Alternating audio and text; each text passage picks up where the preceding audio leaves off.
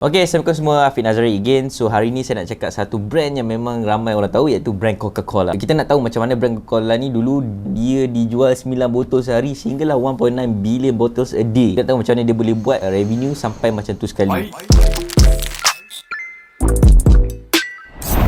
The history goes back to 1896. Waktu tu seorang farmasi, nama dia John Pemberton. Awalnya dia nak buat macam tonic drinks lah untuk penyakit-penyakit macam demam apa semua tu. Dalam resipi tu dia ada macam cocaine, coca leaf, caffeine rich extract daripada cola nuts and also some sugar. Dia try buat dalam bentuk sirap dan surprisingly after dia buat dalam bentuk sirap tu sedap pula and also boleh jual. And harga waktu tu cawan berharga 5 sen, 5 cents and dia berjaya jual 9 botol satu hari. And that continues after quite some time until dia jual kepada this business owner ataupun pharmacist sebanyak $2,300, iaitu kepada Asa Griggs Candler. Dia pun pharmacist juga. During that time dia incorporated satu company nama dia Coca-Cola. So Coca-Cola ni, Coca-Cola company and established syrup company lah, sebabkan base dia adalah syrup pada waktu tu. Dan pada waktu tu juga Coke is made available across US and also Canada. Okay, after World War II Coke beli satu company nama dia Fanta yang orange juice tu kan.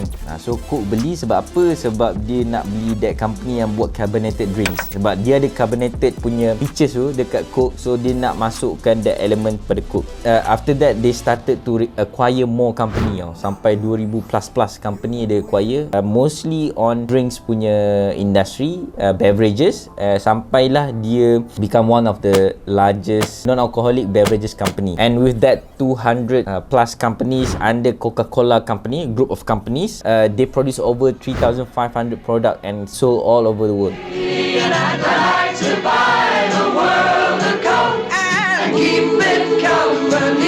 Bayangkan revenue dia pada tahun 2020 saja $33 billion, which is quite a lot. 10% of the revenue, which is roughly about 3 billion, dia gunakan untuk advertising. Kenapa advertising? Which is very interesting, sebab walaupun Coke ataupun this soft drinks tak bagus, tetapi dia buat benda tu nampak bagus tau. So that's why they spend a lot in marketing. 3 billion, 10% tu bagi saya banyak lah untuk spend on marketing. Apa yang bagusnya, this pharmacist yang founder tu, apa yang dia buat dua business model revenue datang daripada Coca-Cola company. So one is that dia buat macam air cordial yang pekat tu. So dia masuk, dia apa orang buat adalah orang buat OEM dengan dia. So macam orang boleh bancuh sendirilah air cordial tu, macam air cordial lah. So bancuh, so dia jual macam OEM lah, tapi pakai dia punya formulation. Second is that finished product because Coca-Cola company bukan sahaja jual Coke, datang daripada Coca-Cola company juga, tapi Coca-Cola company ni ada macam-macam drinks lagi.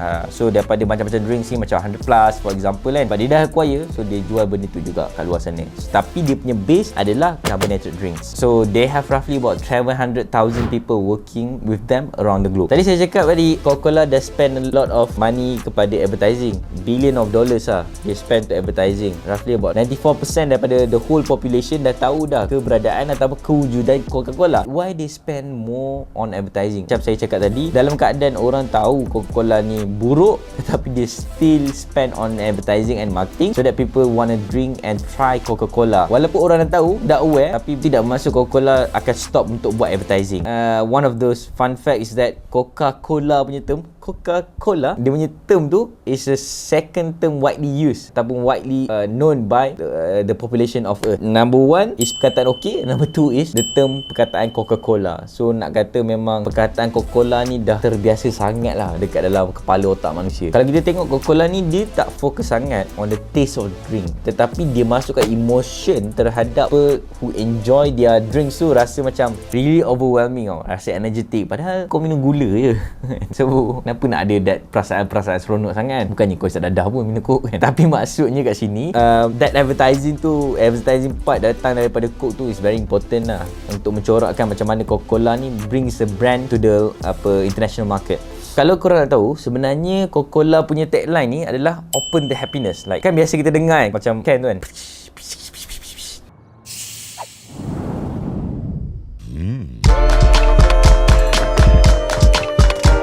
tak tahu lah, salah bunyi tu.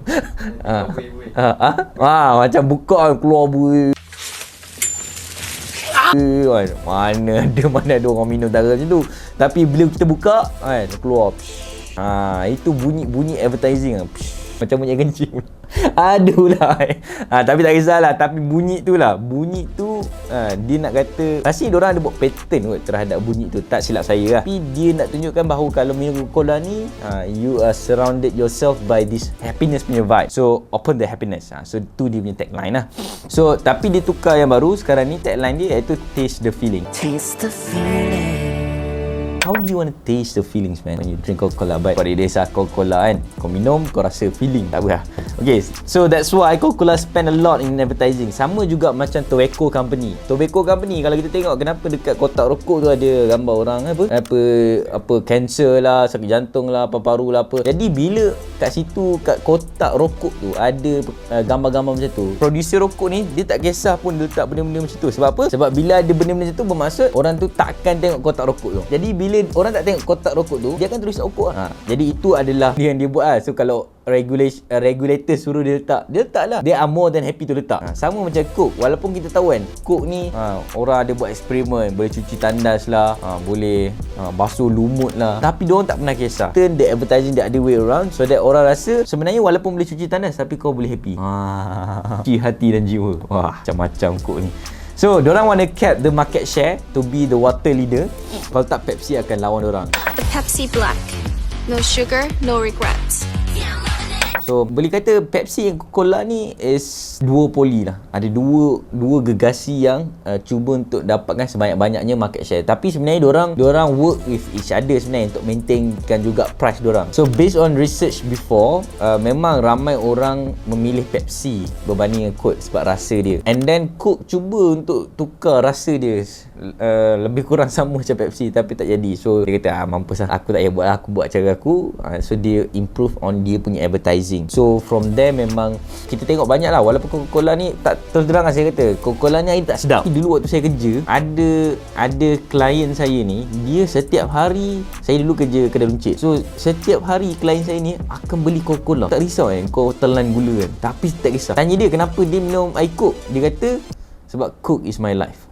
Wow, macam apa Coke buatkan kau Sebenarnya kalau kita tengok, nak buat marketing ni dah satu hal lah, tapi nak build branding and reputation tu is another thing. So that's why Coca-Cola ni dia invest a lot tau dalam staff dia yang memang fokus only on advertising dan juga content creation. Sebab dia tahu bila mana dia ada this kind of people yang boleh curate idea and boleh buat this marketing campaign across the world, benda tu lah yang akan naikkan nama Coca-Cola. Walaupun orang dah tahu brand Coca-Cola, tetapi dia nak pastikan dia punya revenue makin lama makin tinggi. Walaupun orang tahu brand Coca-Cola tu, keberadaan brand Coca-Cola tu, tapi itu tidak menghalang diorang ni untuk invest more on advertising. Sebab macam mana dia nak buat advertising pun, dia pun tahu produk dia tu memang useless pun terhadap community. Memang tak sedap, lepas tu membahayakan. Memang saya bukan nak kutuk sangat brand Coca-Cola, tapi saya nak kutuk jugalah. Sebab brand tu memang, Coca-Cola memang producekan drinks yang memang harmful for your body pun. Memang kalau kita tengok, dia punya kandungan gula dia sangat tinggi, tak bagus untuk budak-budak. Kenapa masih lagi ramai orang minum Coca-Cola? So that's why kita ni cerita pasal on consumer pula, nak cerita pasal brand kan. Tapi maksudnya saya kata okay, apa yang Coca-Cola buat juga adalah dia nak make sure dia punya branding tu sampai dekat semua orang tau. So bila nak sampai kepada semua orang, of course dia nak gunakan bahasa yang betul, dia nak kena gunakan cara yang betul, dia nak kena gunakan strategi yang betul bila mana dia nak penetrate kat satu culture tu. So that's why dia hire orang yang tepat dekat setiap negara, supaya apabila diorang cakap tentang Coca-Cola, dia gunakan bahasa yang betul untuk budaya setempat. So that's why penting jugalah kalau kita nak penetrate overseas market, kita nak kena understand dulu dia punya culture macam mana. It's not as easy as it seems lah. Cuma kalau kita provide a better solution, of course ramai orang akan bagi demand yang bagus lah. Dalam keadaan Coca-Cola punya brand ni, walaupun sebenarnya produk dia tak bagus, tetapi kenapa demand masih lagi high? Kerana sekarang ni saya tengok macam tak ada alternatif tau. Kalau ada pun, brand ni tidak sekuat Coca-Cola ataupun dia punya group of company macam tu Fanta dan sebagainya. Tak ada beverages yang base dia carbonated drinks. Okay, so bukan tak ada, tapi brand ni tak cukup kuat. Kalau nak membandingkan dengan margin yang ada di Coca-Cola, susah nak lawan. Sama juga dengan Pepsi pun, dia ada beverages yang bawah Pepsi punya company, tetapi kalau selain daripada dua brand ni yang orang nak lawan, mungkin agak susah sikit lah, sebab diorang ni memang control betul market. In fact, all the manufacturing daripada end to end, bottle, cans, apa semua sekarang ni dia dah acquire banyak kilang yang macam tu. So they somehow control the market and price. Coca-Cola ni apa yang dia buat adalah dia ni ni sama, dia gunakan teknik macam mana Ferrero company ataupun Nutella punya company. Dia tengok kalau company tu bagus, dia belilah, dia acquire je. From that acquisition barulah company dia boleh grow dan dia juga boleh tapau semua player. There's one segment ataupun elemen yang penting dalam pembuatan Coca-Cola, iaitu air. So that's why dia memerlukan air yang sangat banyak. Dia memerlukan air yang sangat banyak dan dia kena jadi seolah-olah macam dia kena masuk dalam water industry. Dia ada specification kalau nak buat air Coca-Cola, dia ada di certain kind of water yang dia perlukan. That's why sebenarnya banyak kilang air, in fact di Malaysia pun memang datang daripada Coca-Cola company. Sometimes diorang punya grade air tu lagi bagus daripada grade air branding yang lain. Sebab apa? Sebab diorang ni memang invest a lot lah dalam air putih lah. Bagi negara yang ada air putih yang sangat bagus dan banyak, Coca-Cola akan cuba ambil alih. Kita doakan lah supaya dia tak ambil air zam-zam pula. Kalau tak, jadi macam belum agama dah pula.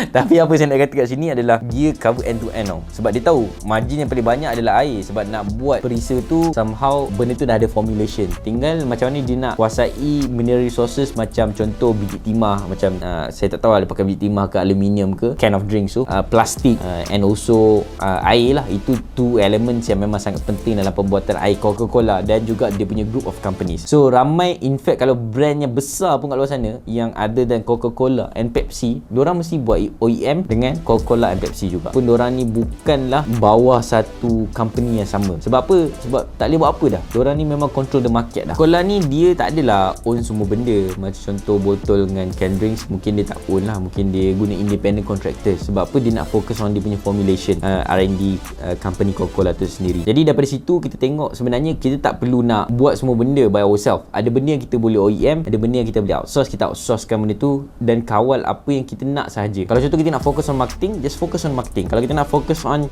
building up products kita in terms of production, focus on that. Tetapi paling banyak margin adalah the one yang buat advertising dan marketkan kepada end user. Okay guys, so I think that's all about Coca-Cola brands of company. I hope that you can gain a lot of information why Coca-Cola spend a lot of their money dalam advertising. Hopefully you can learn a thing or two from this brand of Coca-Cola. And please, kalau nak buat produk, janganlah buat produk macam Coca-Cola, pesanan penaja. Okay, and that's how you grow your business. Knockout. You win.